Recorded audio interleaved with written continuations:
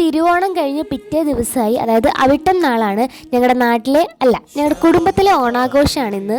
വർഷങ്ങളായിട്ട് അവിട്ടം നാളിൻ്റെ അന്നാണ് ഞങ്ങൾ ഇവിടുത്തെ ഓണാഘോഷം നടത്താറ്. ഇന്നും അതുപോലെ തന്നെയാണ്. എല്ലാവരും രാവിലെ തന്നെ എത്തിയിട്ടുണ്ട് സദ്യവട്ടത്തിൻ്റെ ഒരുക്കത്തിനൊക്കെ ആയിട്ട്. ഓരോ സൈഡിലും ഓട്ടപ്പാച്ചിൽ തന്നെയാണ്. സദ്യക്കായിട്ടുള്ള പച്ചക്കറികൾ അരിയണു, വിറക് വെട്ടുന്നു, പിന്നെ പൂക്കള മത്സരത്തിനുള്ള ഒരു പൂക്കള തയ്യാറാക്കുന്നു. അങ്ങനെ എല്ലാ സൈഡിലും വളരെ തിരക്ക് പിടിച്ചൊരു ദിവസം. അങ്ങനെ ആദ്യം തന്നെ പൂക്കള മത്സരമായിരുന്നു. ഇത്തവണ നമുക്ക് 4 ടീമായിരുന്നു ഉണ്ടായിരുന്നത്. ഇത്തവണ ഞങ്ങൾ ഇട്ടില്ല, കുറച്ച് മടിയായിരുന്നു. അതുകൊണ്ട് മിയതാ നന്ദുവിൻ്റെ ടീമിൽ കൂടി. ഇവിടെ ഒരു ടീമുണ്ട്, ഇവിടെ നമ്മുടെ അപ്പൂപ്പന്മാരുടെ ഒരു ടീമുണ്ട്. അങ്ങനെ പൂക്കള മത്സരത്തിൻ്റെ ഒരുക്കങ്ങളൊക്കെ കണ്ടിട്ട് നമ്മൾ നേരെ ഇപ്പറേ വന്നപ്പം അവിടെ എല്ലാവരും കൂടെ ഒന്നിച്ചിരുന്നുണ്ട് കപ്പയും മുളകിടിച്ചതും കഴിക്കുമായിരുന്നു.